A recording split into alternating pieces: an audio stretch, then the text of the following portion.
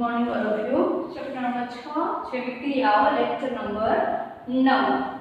Last lecture માં આપણે જોયું હતું વહન, એમાં આપણે પ્રાણીઓમાં વાત કરી હતી। આ જૈવિક ક્રિયા વહન એમાં આપણે જોવાનું છે વનસ્પતિઓમાં। વનસ્પતિઓમાં વહન કેવી રીતે થાય છે આપણને ખ્યાલ છે। વનસ્પતિ પ્રકાશ સંશ્લેષણની ક્રિયા દ્વારા કાર્બન ડાયોક્સાઇડ અને પાણીનો ઉપયોગ કરી અનેક કાર્બોદિત પદાર્થ બનાવે છે। તો આ કાર્બન ડાયોક્સાઇડ અને પાણી કેવી રીતે વનસ્પતિમાં વહન પામે છે તથા પર્ણો દ્વારા જે કાર્બોદિત પદાર્થ બનાવવામાં આવે છે એ કાર્બોદિત પદાર્થનું કેવી રીતે વહન વનસ્પતિના જુદા જુદા ભાગો સુધી થાય છે તે જોવાનું છે। तो वनस्पतिओं वहन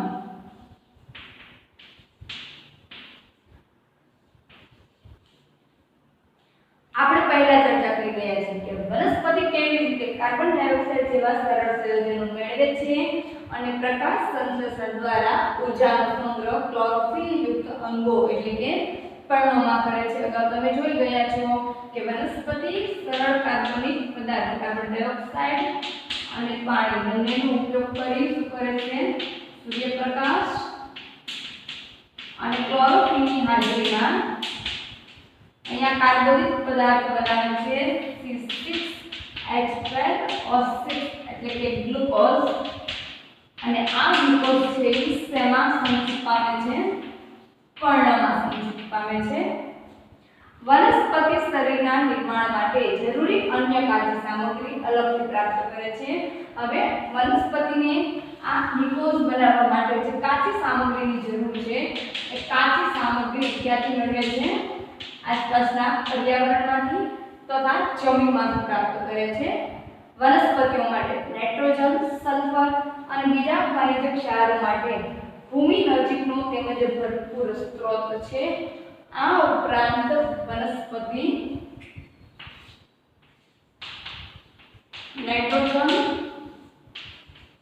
સલ્ફર અને અન્ય ખનિજ ક્ષારો છે।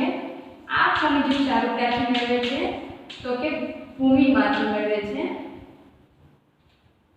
આ પદાર્થોના શોષણ મૂળ દ્વારા જે ભૂમિના સંપર્કમાં રહે છે તેના દ્વારા થાય છે। હવે આ પદાર્થોનું શોષણ વનસ્પતિ કેવી રીતે કરે છે તો મૂળ દ્વારા કે જે મૂળ ભૂમિના સંપર્કમાં રહેલા છે એના દ્વારા નાઇટ્રોજન સલ્ફર અને અન્ય જે ખનિજ ક્ષારો છે એનું શોષણ કરે છે। હવે જો ભૂમિના સંપર્કવાળા અંગોમાં અને ક્લોરોફિલ યુક્ત અંગોમાં અંતર બહુ જ ઓછું હોય તો ઊર્જા તેમજ કાચી સામગ્રી વનસ્પતિ દેહના બધા ભાગોમાં આસાનીથી પ્રસરણ થઈ શકે છે। હવે શું કીધું છે ક્લોરોફિલ યુક્ત અંગો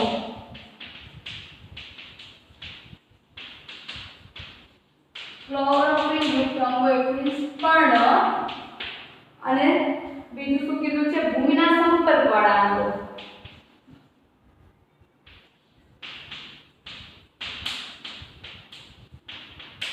ભૂમિના સંપર્કવાળા અંગોમાં આવશે મૂળ કે જો પર્ણ અને મૂળ એટલે કે ક્લોરોફિલ યુક્ત અંગો અને ભૂમિના સંપર્કવાળા અંગો આ બંને વચ્ચે જો ખૂબ જ ઓછું અંતર હોય तो आज पदार्थों છે પાણી અથવા તો અન્ય કાર્બોદિત પદાર્થ એનું વહન છે એ વનસ્પતિના જુદા જુદા ભાગોમાં સરળતાથી થઈ શકે। પરંતુ જો વનસ્પતિ શરીર કે દેહની રચનામાં આ પરિવર્તનને કારણે અંતર વધતું જાય તો પર્ણોમાંથી કાચી સામગ્રી અને મૂળમાં ઊર્જા મેળવવા માટે પ્રસરણ ક્રિયા પર્યાપ્ત નથી। આપણને ખબર છે વૃક્ષની ઊંચાઈને આધારે વનસ્પતિની ઊંચાઈના આધારે એના કુલ 3 જૂથ પાડેલા છે છોડ શુક અને ત્રીજું છે વૃક્ષ। છોડમાં સાદા પ્રસરણની ક્રિયાથી પાણી અને અન્ય ખનિજ ક્ષારોનું વહન છે એ થઈ જશે, પરંતુ શુક અને વૃક્ષમાં ક્લોરોફિલ યુક્ત અંગો અને ભૂમિના સંપર્કવાળા અંગો બંને વચ્ચે અંતર છે એ ખૂબ જ વધારે હોવાથી સાદા પ્રસરણ દ્વારા પદાર્થો છે એ વહન પામતા નથી। તો આવી પરિસ્થિતિમાં એક્સ્ટ્રુડ પ્રણાલી વહન કે જેની જરૂરિયાત હોય છે એટલે વહનની ક્રિયા માટે જ્યાં વધારે અંતર છે પર્ણ અને મૂળ, ક્ષુપ અને વૃક્ષમાં, એમાં વહનની ક્રિયા માટે કોઈ ચોક્કસ પ્રણાલી હોવી જોઈએ.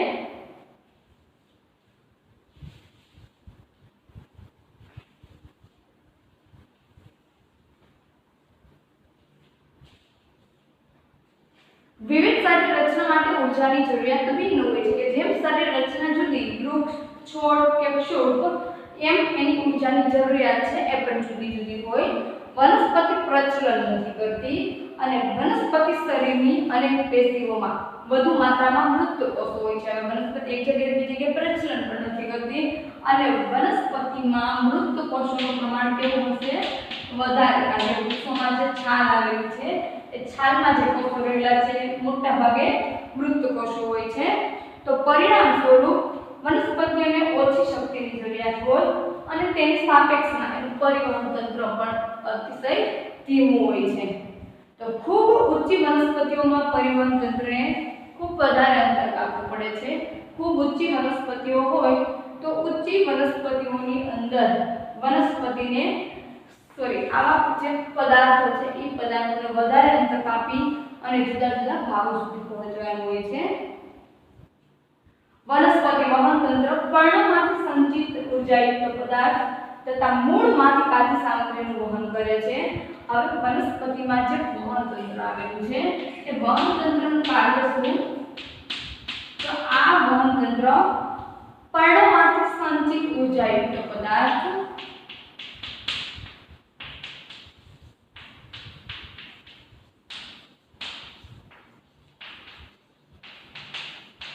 એટલે કે પર્ણ દ્વારા જે ખોરાક બનાવવામાં આવે છે ગ્લુકોઝ કે કાર્બોદિત સ્વરૂપે, એ પર્ણોમાંથી સંચિત ઉર્જાયુક્ત પદાર્થ છે એ જુદા જુદા ભાગો સુધી પહોંચાડવાનું હોય અને મૂળમાંથી જે કાચી સામગ્રી મેળવે છે આ કાચી સામગ્રીને વનસ્પતિના જુદા જુદા ભાગ સુધી પહોંચાડવાનું હોય તો એના માટે ચોક્કસ વહન તંત્ર આવેલું છે. બે પરિપથ સ્વતંત્ર રીતે સંગઠિત વાહક નલિકાઓમાં નિર્માણ પામે છે. એક છે જલવાહક પેશી અને બીજી છે અનવાહક પેશી. જલવાહક પેશી અને અનવાહક પેશીની રચના તમે અગાઉ ધોરણ 9 માં જોઈને આવ્યા છો કે પર્ણોથી સંચિત ઉર્જાયુક્ત પદાર્થ છે એ કઈ પેશી દ્વારા? અનવાહક પેશી દ્વારા વહન પામે છે. જ્યારે મૂળમાંથી જે કાચી સામગ્રી અને પાણીનું શોષણ થાય છે એ જલવાહક પેશી દ્વારા વહન પામે છે. બે પ્રકારની પેશી, અનવાહક પેશી અને જલવાહક પેશી. હવે આ બંને પેશીઓની રચના તમને ટૂંકમાં યાદ કરાવી દઉં.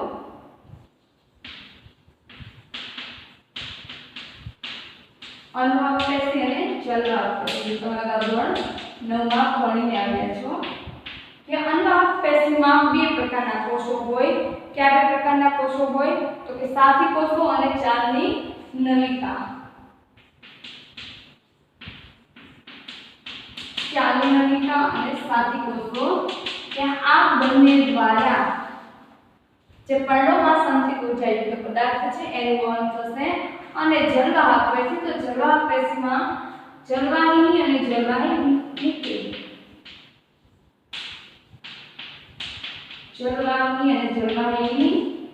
જલવાહિની આ બંને દ્વારા શું થાય છે? મૂળમાંથી જે કાચી સામગ્રી અને પાણીનું શોષણ થાય છે એ વનસ્પતિના જુદા જુદા ભાગો દ્વારા વહન પામે છે. તો ચલો હવે આપણે વનસ્પતિમાં કેવી રીતે જલવાહક અને અનવાહક પેશી દ્વારા વહન થાય છે એ જોઈએ. પહેલું જોવાનું છે પાણીનું વહન. પાણીનું વહન કેવી રીતે થાય છે?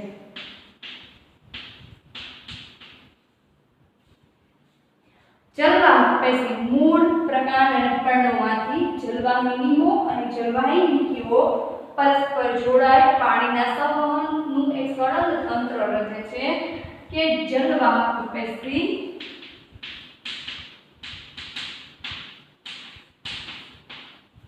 જલવાહિની અને જલવાહિની બંને દ્વારા મૂળ, પર્ણ અને પ્રકાંડમાં એક સળંગ તંત્ર રચે છે કે જેના દ્વારા પાણીનું વહન થશે। જલવાહિનીઓના એક સતત નલિકા જેવી રચના બનાવે જે વનસ્પતિના બધા જ ભાગો સાથે જોડાયેલી હોય છે। હવે આ બંને જોડાઈને એક સળંગ રચના બનાવે છે કે જે વનસ્પતિના દરેક ભાગો સાથે જોડાયેલી હશે।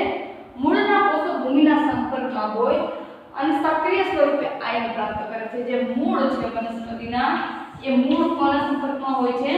ભૂમિ એટલે કે જમીનના સંપર્કમાં હોય અને એમાંથી સતત પાણી અને પાણીની સાથે આયનો પ્રાપ્ત કરે છે। હવે આ મૂળ અને ભૂમિની વચ્ચે આયન સંકેન્દ્રણ તફાવત ઉત્પન્ન થાય છે। મૂળ અને અહીંયા ભૂમિ જમીન બંને વચ્ચે સંકેન્દ્રણનો તફાવત ઉત્પન્ન થાય છે અને આ તફાવતને કારણે પાણી છે એ ભૂમિમાંથી મૂળમાં પ્રવેશે છે। તમે ધોરણ 9 માં આસ્કૃતિદાબ જોયું તો આસ્કૃતિદાબમાં જોયું તો કે વધારે સંકેન્દ્રણ હોય ત્યાંથી હંમેશા કોઈ પણ પદાર્થ પ્રસરણ પામી અને ઓછા સંકેન્દ્રણ તરફ જશે। તો અહીંયા ભૂમિમાં પાણીનું સંકેન્દ્રણ વધારે હશે જ્યારે મૂળમાં પાણીનું સંકેન્દ્રણ ઓછું હશે। એટલે પાણી છે એ સંકેન્દ્રણના તફાવતને કારણે ભૂમિમાંથી મૂળમાં પ્રવેશે છે। પાણીનું અવિરત વહન મૂળની જલવાહકની મદદથી પામે છે અને પાણીના સ્તંભનું નિર્માણ કરે છે જે સતત ઉપરની તરફ ધકેલાય છે। હવે જલવાહક દ્વારા આ જે પાણી શોષાય છે એ પાણી સતત એક ઉર્ધ્વ દિશામાં એટલે કે ઉપરની દિશામાં સતત એક માર્ગ રચે છે જેના દ્વારા પાણી છે એ મૂળમાંથી અને વનસ્પતિના જુદા જુદા ભાગો સુધી પહોંચે છે। આપણે સામાન્ય રીતે વનસ્પતિઓની જે ઊંચાઈ જોઈએ છીએ કે ઊંચાઈ સુધી પાણીને પહોંચાડવા માટે આ દબાણ છે સ્વયં પર્યાપ્ત નથી। એવું તે શું છે કે જેના દ્વારા વનસ્પતિ મૂળમાં રહેલું પાણી કેટલી ઊંચાઈ સુધી રહેલા વનસ્પતિના ભાગો સુધી પહોંચાડે છે? તો આ માત્ર સામાન્ય પ્રસરણની ક્રિયા દ્વારા થતું નથી। તો એવી તે કઈ ક્રિયા છે કે જેના દ્વારા પાણી છે એ ઉપરની તરફ ખેંચાય છે? તો એના માટે તમને અહીંયા પ્રવૃત્તિ કીધી છે। પ્રવૃત્તિ 6.8 એમાં શું કીધું કે લગભગ એક જ સમાન કદના અથવા તો સમાન માટી ધરાવતા બે કુંડા લો।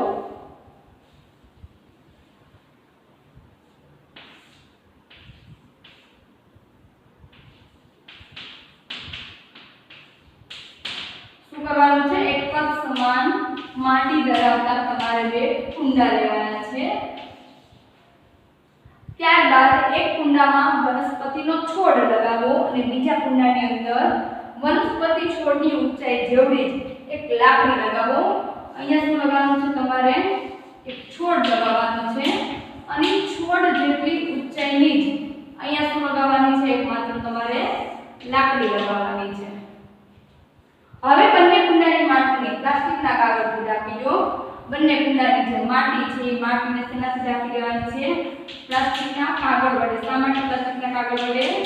કારણ કે માટીની અંદર જે ભેજ રહેલો છે એ ભેજ છે બાષ્પસર્જનની ક્રિયા દ્વારા ગુમાવાય નહીં એટલા માટે બંને કુંડાની માટીને પ્લાસ્ટિક વડે ઢાંકી દેવાની છે। હવે બંને કુંડાને એક છોડની સાથે અને બીજાને લાકડીની સાથે, એકમાં છોડ રહેલો છે બીજામાં લાકડી રાખેલી છે, આ બંનેને પ્લાસ્ટિકના કાગળથી ઢાંકી દો। આ છોડને પ્લાસ્ટિકના કાગળથી ઢાંકી દો અને આ લાકડીને પ્લાસ્ટિકના કાગળથી હવાચુસ્ત રીતે ઢાંકી દો। હવે અડધી કલાક પછી અવલોકન કરો તો અવલોકન કરતા તમને શું જણાશે કે જે કુંડામાં તમે વનસ્પતિ છોડ રાખેલો છે એમાં જે પ્લાસ્ટિકની કોથળી બાંધેલી છે પ્લાસ્ટિકની કોથળી ઉપર તમને પાણીના અમુક ટીપા જોવા મળશે જ્યારે અહીંયા તમને કંઈ જોવા મળશે નહીં। તો અહીંયા જે પાણીના ટીપા જોવા મળે છે એ પાણીના ટીપા શું દર્શાવે છે કે વનસ્પતિના જે હવાઈ ભાગો છે જમીનની અંદર ને જમીનની બહાર હવામાં આવેલા છે એટલે એને કહેવાય વનસ્પતિના હવાઈ ભાગો। હવાઈ ભાગો છે શું કરશે? બાષ્પોત્સર્જનની ક્રિયા દ્વારા પાણી ગુમાવશે અને એ બાષ્પોત્સર્જનની ક્રિયા દ્વારા જે પાણી ગુમાવેલું છે એ પાણી તમને અહીંયા ટીપા સ્વરૂપે જોવા મળે છે। એટલે એમ માની લઈએ કે વનસ્પતિને પૂરતા પ્રમાણમાં પાણીની પ્રાપ્તિ થાય કે જે પાણીની રંધ્ર દ્વારા ઉણપ સર્જાય છે તેનું પ્રાપ્તિ સ્થાન જલવાહકની જલવાહિનીઓ દ્વારા પર્ણોમાં થાય છે। હવે માની લો કે અહીંયા વનસ્પતિને પૂરતા પ્રમાણમાં વનસ્પતિના અવયવ છે બાષ્પોત્સર્જનની ક્રિયા દ્વારા શું કરે અમુક લેવા પાણી ગુમાવે તો એ પર્ણમાં જે પાણીની ઉણપ સર્જાણી ઈ પાણી એ ક્યાંથી મેળવશે તો જલવાહિનીઓ દ્વારા શું કરશે મૂળમાંથી ઉપરની તરફ ખેંચે છે। તો આવી રીતે એક ખેંચાણ સર્જાય છે। આ રીતે ખેંચાણ ઉત્પન્ન થાય છે કે જે મૂળના જળવાહક કોષોમાં આવેલા પાણીને ઉપરની તરફ ખેંચે છે કે મૂળમાં જે પાણી રહેલું છે એ મૂળને જળવાહક કોષો દ્વારા ઉપરની તરફ ખેંચે છે કે જે પાણી બાષ્પોત્સર્જનની ક્રિયા દ્વારા ગુમાવ્યું છે એ પાણીની પુનઃપ્રાપ્તિ કરવા માટે નીચેની તરફ મૂળમાંથી પાણી છે એ ઉપરની તરફ ખેંચાય છે। તો આ વનસ્પતિના હવાઈ ભાગો દ્વારા બાષ્પના સ્વરૂપમાં પાણીનો વ્યય થાય તો એ ક્રિયાને કહેવાય બાષ્પોત્સર્જન કે વનસ્પતિના હવાઈ ભાગો દ્વારા જો પાણી છે એનો વ્યય થતો હોય તો એ ક્રિયાને શું કહેવાય બાષ્પોત્સર્જન। હવે આમ બાષ્પોત્સર્જનથી પાણીનું શોષણ તેમજ મૂળથી પર્ણો સુધી પાણી અને તેમાં દ્રાવ્ય ખનિજ ક્ષારોનું ઉદ્ધવગમન કરવામાં મદદરૂપ થાય છે। આમ બાષ્પોત્સર્જન દ્વારા જે પાણીનું શોષણ થાય છે પાણીનું મૂળથી અને વનસ્પતિના જુદા જુદા હવાઈ ભાગો દ્વારા વહન થાય છે અને એ ઉદ્ધવગમન કઈ દિશામાં હંમેશા ઉપરની દિશામાં જે તેને કહેવાશે ઉદ્ધવગમન। જલવાહિની અને જલવાહિની દ્વારા પાણીનું મૂળથી વનસ્પતિના હવાઈ ભાગો સુધી વહન થાય માત્ર એક જ દિશામાં થાય છે ઉદ્ધવગમન એટલે કે ઉપરની દિશામાં। પાણીના વહનમાં મૂળદાર રાત્રિના સમયમાં વિશેષ રૂપથી પ્રભાવી હોય છે।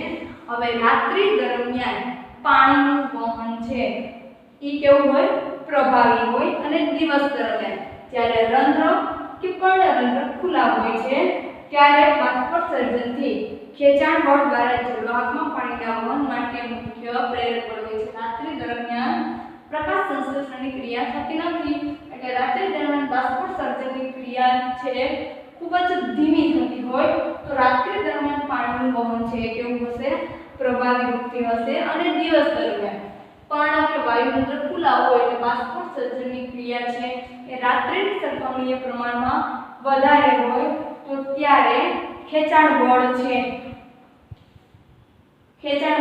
એનું પ્રમાણ વધારે હશે। એટલે આ વાત થઈ પાણીના વહનનું કે પાણીનું વહન છે એ જલવાહક પેશી દ્વારા વનસ્પતિના મૂળથી વનસ્પતિના જુદા જુદા ભાગો તરફ વહન પામે છે। હવે આપણે બીજું જોવાનું છે અન્નવાહક પેશી કે આ પાણીનું વહન થયું હવે ખોરાક અને જે અન્ય પદાર્થો છે એનું વહન કેવી રીતે થાય છે।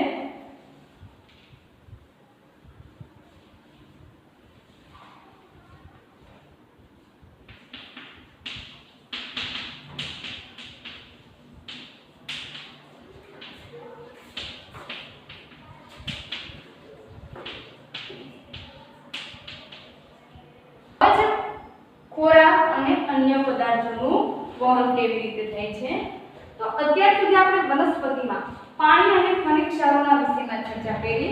હવે આપણે ચર્ચા કરીએ કે ચયાપચય પ્રક્રિયાઓમાં જે નિપજ ઉત્પન્ન થાય છે એ નિપજ ખાસ કરીને જે પ્રકાશ સંશ્લેષણની ક્રિયા દ્વારા કાર્બોદિત પદાર્થ બને છે કે જે પર્ણોની અંદર બને છે એનું વનસ્પતિના અન્ય ભાગો તરફ કેવી રીતે વહન થશે એ નિપજને કેવી રીતે વનસ્પતિના અન્ય ભાગો સુધી મોકલવામાં આવે છે તો પ્રકાશ સંશ્લેષણની દ્રાવ્ય નિપજનું વહન સ્થળાંતર કહેવાય અને તે સંવહન પેશી અન્નવાહક દ્વારા થાય છે। હવે ખોરાક અને અન્ય પદાર્થોનું વહન જે પેશી દ્વારા થાય છે વનસ્પતિમાં એ પેશીનું નામ છે અન્નવાહક પેશી।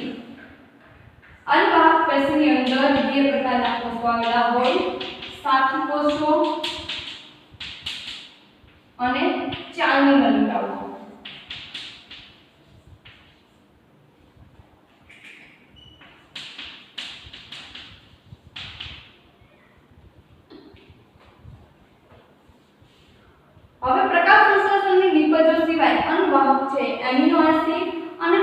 પદાર્થોનું પણ વહન કરે છે પ્રકાશ સંશ્લેષણની ક્રિયા દ્વારા જે નિપજ ઉત્પન્ન થાય એટલે કે પ્રકાશ સંશ્લેષણની નિપજ પ્રકાશ સંશ્લેષણની નિપજ એટલે વનસ્પતિના પર્ણો જે ખોરાક બનાવે છે એ ખોરાકને કહેવાય પ્રકાશ સંશ્લેષણની નિપજ એ પ્રકાશ સંશ્લેષણની નિપજ આ ઉપરાંત એમિનો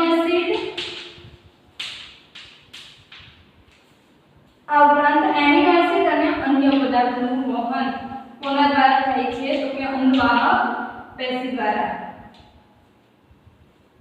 તે પદાર્થ ખાસ કરીને મૂળમાં સંચય પામી અંગો ફળ બીજ અને વૃદ્ધિ કરનારા અંગોમાં લઈ જવામાં આવે છે હવે અન્નવાહક પેશી દ્વારા જે પદાર્થો વહન પામે છે એ પદાર્થો મૂળમાં સંચય પામે અને ત્યારબાદ બીજ બનવાનું હોય ફળ બનવાનું હોય અથવા તો વૃદ્ધિ કરનારા જે અંગો છે ત્યાં એને લઈ જવામાં આવે છે સાથી કોષો અથવા ચાલી નલિકાની મદદથી હવે ખોરાક અને અન્ય પદાર્થોનું સ્થળાંતર તેની સંલગ્ન સાથી કોષની મદદથી ચાલી નલિકામાં ઉદ્વગમન તેમજ અધગમન બંને દિશાઓમાં થાય છે હવે આ બધા પદાર્થો ખોરાક અને જે અન્ય પદાર્થોનું વહન અન્નવાહક પેશી દ્વારા થાય છે તો અન્નવાહક પેશીમાં રહેલા સાથી કોષો અને ચાલી નલિકાઓ આ પદાર્થોનું વહન બંને દિશામાં કરે છે ઉદ્વગમન અને અધોગમન એટલે કે ઉપરની દિશામાં અને નીચેની દિશામાં બંને દિશામાં ઉદ્વગમન અને અધોગમન બંને દિશામાં પદાર્થોનું વહન થાય છે એટલે જલવાહક પેશીમાં માત્ર ઉદ્વગમન હતું ઉપરની દિશામાં અને અહીંયા અન્નવાહક પેશીની અંદર ઉદ્વગમન અને અધોગમન બંને દિશાઓમાં ખોરાક અને અન્ય પદાર્થોનું વહન થાય છે તો અહીંયા તમારું વનસ્પતિઓમાં વહન છે એ પૂર્ણ થાય છે હજુ અહીંયા તમને કીધેલું છે વનસ્પતિમાં વહનમાં કે અન્નવાહકમાં સ્થળાંતર દરમિયાન ઊર્જાનો ઉપયોગ હવે અન્નવાહકમાં આ બધા પદાર્થોનું જ્યારે વહન થાય છે ત્યારે એની ઊર્જાની જરૂરિયાત હોય છે અને એ ઊર્જા એ ક્યાંથી પ્રાપ્ત કરે છે સુક્રોઝમાંથી એટીપી સ્વરૂપે પ્રાપ્ત કરે છે અને આકૃતિ દાબનો વધારો પેશીમાં પાણીના પ્રવાહને પ્રેરે છે હવે ઊર્જાની જરૂરિયાત ઊભી થાય ત્યારે સુક્રોઝમાં એટીપી માંથી પ્રાપ્ત કરે છે તો એ દરમિયાન પાણીનું વહન છે એ આકૃતિ દાબને કારણે પાણીનું વહન પણ થાય છે તો આ દબાણથી અન્નવાહકમાં દ્રવ્યો ઓછા દબાણ ધરાવતી પેશી તરફ વહન પામે હવે જ્યારે આકૃતિ દાબ સર્જાય ત્યારે આ જે અન્નવાહક દ્રવ્યો છે એ શું થાય છે ઓછા દબાણ ધરાવતી જે પેશી છે એ પેશી તરફ વહન પામશે અને વનસ્પતિની જરૂરિયાત અન્નવાહકમાં દ્રવ્યોનું વહન પૂરું પાડે છે એના ઉદાહરણમાં તમને આપેલું છે કે વસંત ઋતુમાં મૂળ અને પ્રકાંડિક પેશીઓમાં સંચિત શર્કરાનું સ્થળાંતર વૃદ્ધિ માટે ઊર્જાની જરૂરિયાત ધરાવતી કલિકાઓમાં થાય છે વસંત ઋતુમાં જ્યારે નવી કલિકાઓ ખીલે છે તો એ નવી કલિકાઓ ક્યાંથી ઉત્પન્ન થશે તો કે મૂળ અને પ્રકાંડમાં જે પેશી રહેલી છે એ પેશીમાં સંચિત શર્કરા અને શર્કરાનું જ્યારે સ્થળાંતર થશે ત્યારે એમાંથી નવી કલિકાઓ સર્જાય છે ઓકે તો અહીંયા તમારું વનસ્પતિમાં વહન પૂર્ણ થાય છે હવે આપણે એક જૈવિક ક્રિયા બાકી રહી છેલ્લી ઉત્સર્જન ત્રણ જૈવિક ક્રિયા જોઈએ પોષણ શ્વસન અને વહન અને હવે ચોથી જે બાકી છે ઉત્સર્જન એ હવે પછીના આપણે નેક્સ્ટ લેક્ચરમાં જોઈશું થેન્ક યુ